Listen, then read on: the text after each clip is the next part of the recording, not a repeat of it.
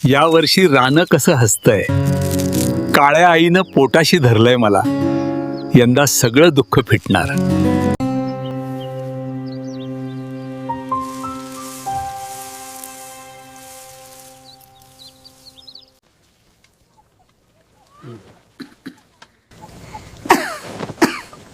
बाबा, आता तर कांदा निघालाय. शाळेत जायला नवे दप्तर व वही आणणार ना? हो रे माझ्या राजा, फक्त 2 दिवस थांब. तुला बॅग आणि आईला औषध नक्की. अहो, हात बघा कसे सोलले तुमचे. थोडा वेळ सावलीला बसा की. रक्त सांडलं तरच माती सोनं देते पार्वती. ऊन पाऊस बघून कसं चालत. सावकाराकडून व्याजानं पैसे उचललेत. कसंही करून चांगल्या भावात माल गेला पाहिजे. भीमा, खूप दिवस झाले व्याज वाढतंय. पैसे कधी देणार? आज बाजारात माल नेतोय, विकला की तुमचे पैसे देतो. बाबा, माझी नवी वही आणि शाळेत जायला नवे दप्तर घेऊन या बरं का.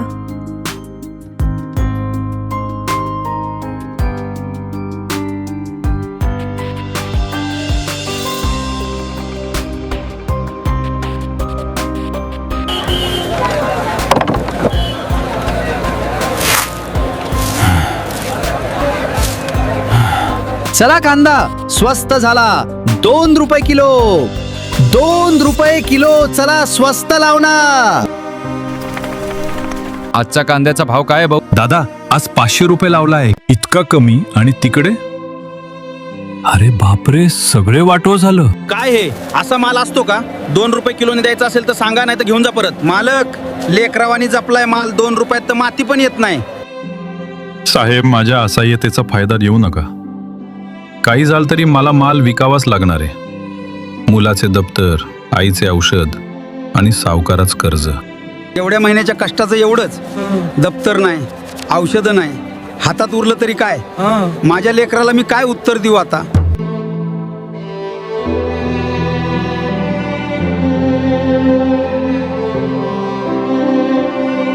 चला, पोराला वया तरी पाहूया.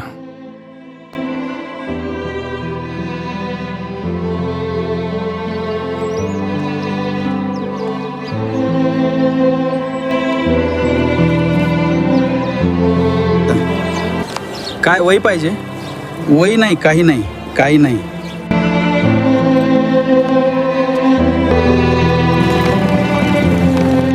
वया तर नाही, आईच औषध तरी घेऊ.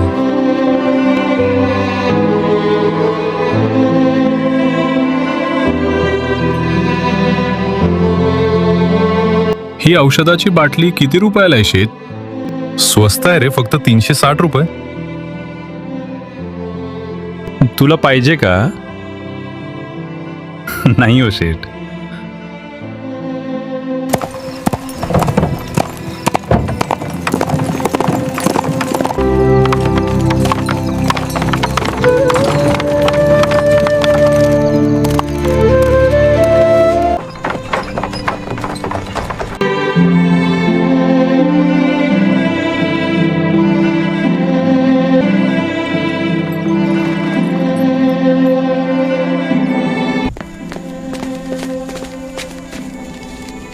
किती भाव मिळाला कांद्यांना?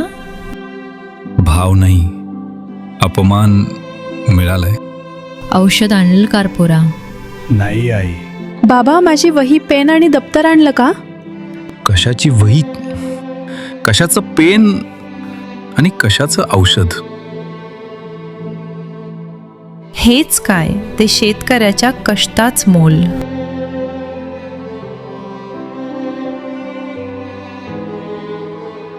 जाऊ दया बाबा, मी माझी जुनी वही आणि जुने दप्तरच वापरीन.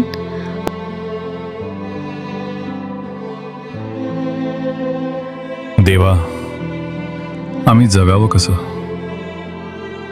पेरताना आशा पेरतो, पण उगवतं फक्त कर्ज.